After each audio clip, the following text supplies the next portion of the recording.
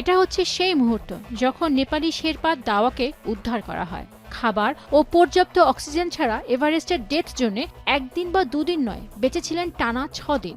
অবশ্য তার দাবি, বেঁচে থাকতে বরফ খেয়েছেন তিনি। জানা গেছে 52 বছর বয়সী দাওয়া শেরপা 8,849 মিটার উচ্চতার এভারেস্টের চূড়ায় পৌঁছাতে ব্যর্থ হন। পরে একজন পোলিশ পর্বত আরোহীর সঙ্গে ফেরার পথে ক্যাম্প 3 ও ক্যাম্প 4 এর মাঝে নিখোঁজ হয়ে যান।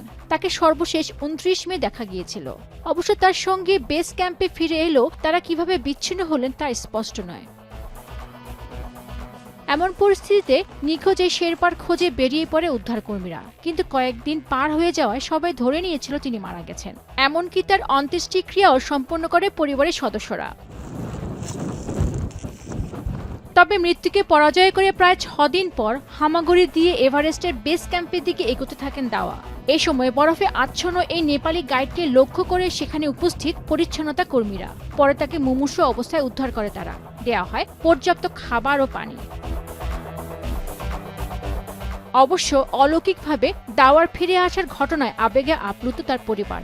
सुरुमा थाहा पाउँदा त अब हो कि होइन होइन के अरे त्यही मान्छे हो कि को हो थाहा भएन, तर फिक्स चाहिँ गर्नु पर्थ्यो भनेर अनि फोटोहरू सबै पठायो, अनि पछि फिक्स भएर खुसी।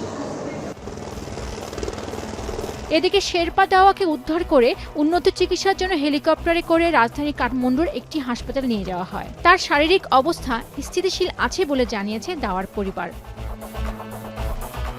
পেনিকা সুলতানা, এখন বিশ্ব।